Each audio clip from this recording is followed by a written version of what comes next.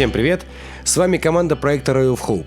Это наш первый выпуск дневников разработки. В этом формате мы хотим познакомить вас с особенностями проекта, показать, над чем мы работаем в текущий момент и рассказать о некоторых аспектах игрового процесса. Такой подход кажется нам наиболее интересным и демократичным по отношению к зрителю. Он позволит нам понять, в каком направлении стоит углубленно работать и на что опираться на пути к релизу. Мы решили начать с основ дизайна уровней. Серия Stalker запомнилась нам относительно небольшими локациями, которых было вполне достаточно, чтобы раскрыть сюжетную линию и основной функционал одиночной игры. Но в силу своих особенностей они не подходят для многопользовательского проекта, и перед командой встала непростая задача — создать открытый игровой мир, который бы предоставил обширные просторы для исследования и сохранил достойный уровень детализации. Для решения проблемы пустоты мира мы решили добавить новые места, которые впоследствии может посетить игрок в поисках снаряжения или убежища. Например, различные индустриальные объекты, заброшенные деревни и археоаномалии. Сейчас же мы сконцентрировали усилия на работе с растительностью.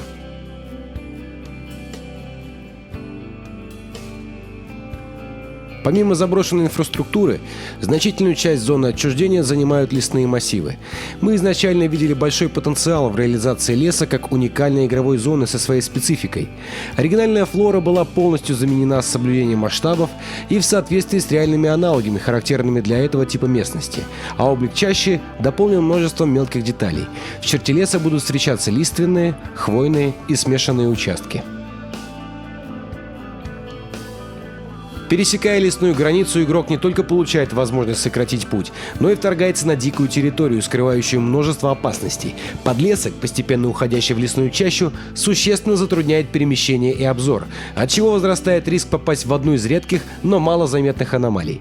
В черте леса находится ареал обитания мутантов, особенно опасных в условиях плохой видимости, диких кабанов, лесных кровососов и даже химер. Последние обычно покидают свои логово в ночное время суток и могут уничтожить целый лагерь сталкеров. Да, теперь каждый мутант обзаведется своим ареалом обитания, характерным для его вида. Так, например, игроку трудно будет встретить кабанов за чертой леса, а собаки предпочтут гулять по заброшенным индустриальным объектам. Тем не менее, геймплей не заканчивается там, где начинается настоящее испытание. Каждый игрок будет вознагражден за свою тягу к исследованиям, в том числе и за счет случайных событий, в результате которых на локации может быть найден ценный игровой лут. Во время своих вылазок вы сможете наткнуться на оставленные сталкерами предметы, спрятанный в укромном месте тайник или попавший в аномалию транспорт военного контингента. Особенно внимательные игроки дополнят свое снаряжение новыми вещами, медикаментами и амуницией. Кроме того, в лесу подчас встречаются стоянки сталкеров, в которых игрок может пополнить провизию, перекусить и отдохнуть. Однако это вовсе не означает, что такие места укроют вас от нападений мутантов или враждебных сталкеров, а возможно даже станут засадой для любопытных путников.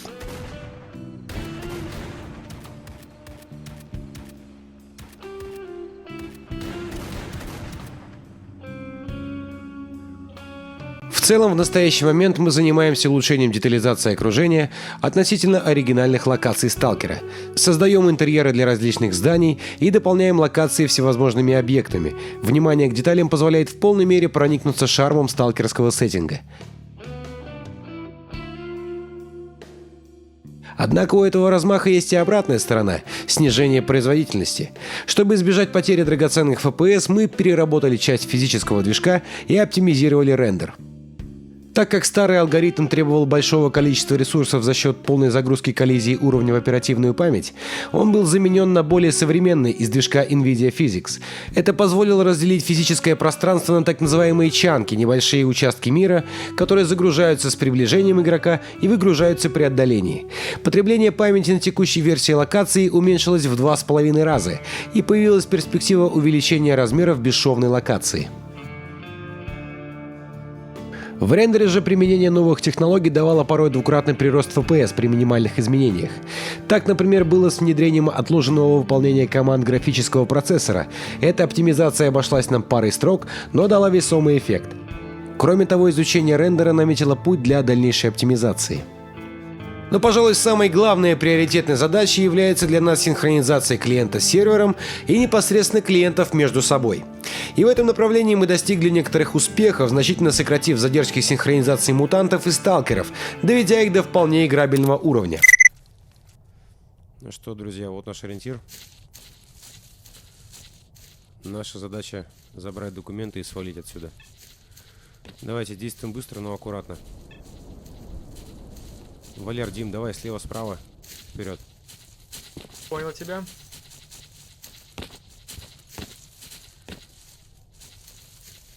Что-то есть.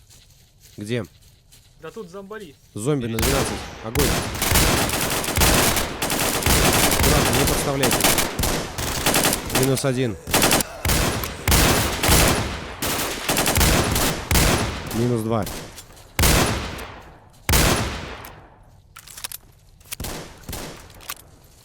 Обойду их.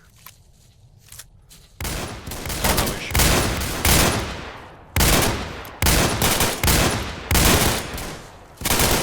За кустами где-то ныкаются. Не видно.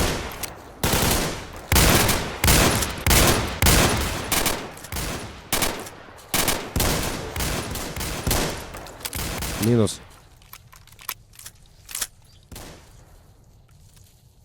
Чисто? Вроде да. Ладно, вперед. Аккуратнее, пси-поле. Назад, назад, назад. Ну что, давайте я один схожу. У меня есть пси-блокада. Только по Шурику, а то там может тебя психануть.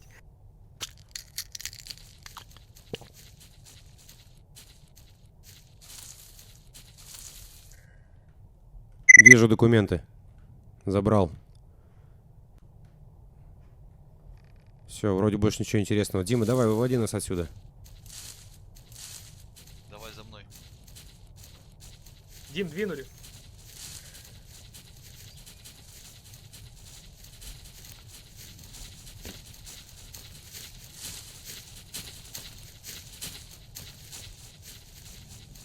Как вы уже успели заметить, нам удалось добавить полноценный voice-чат с технологией позиционирования.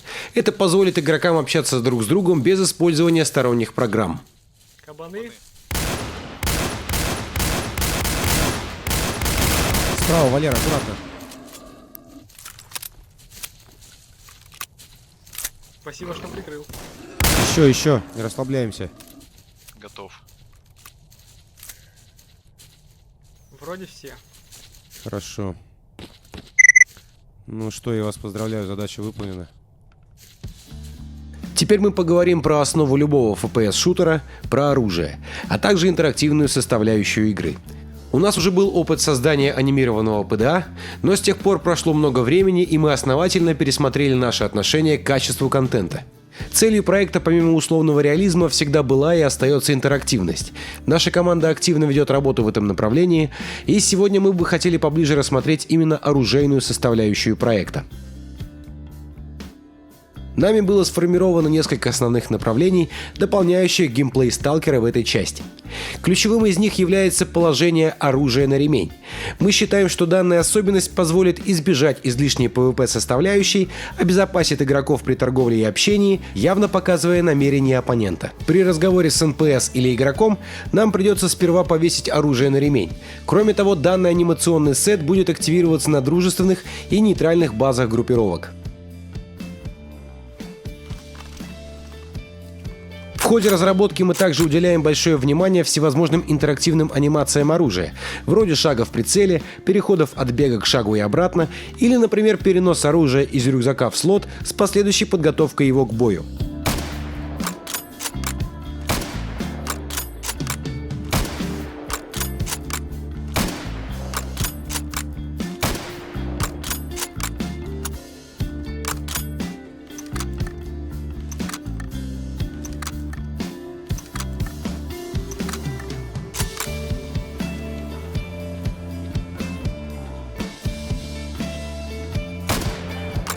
Еще одной ключевой особенностью станет анимация клина оружия и его устранение.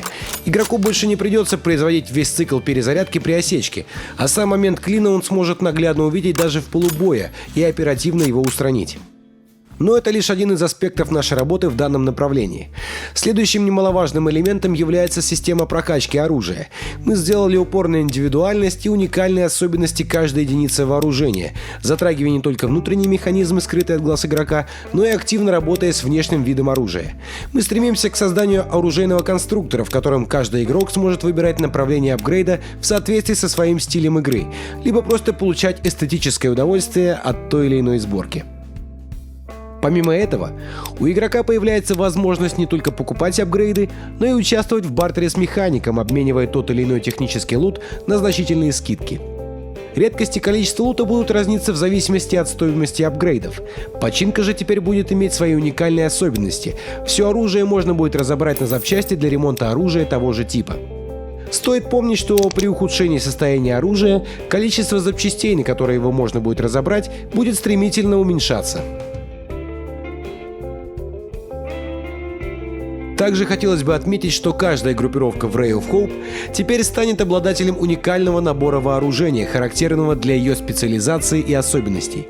Уже сейчас активно ведется моделирование соответствующих образцов огнестрельного и холодного оружия. На этом пилотный выпуск окончен. Ждите новых серий с полей разработки. Оставляйте свои комментарии, чтобы мы знали ваше мнение о данном формате предоставления новостей. До встречи!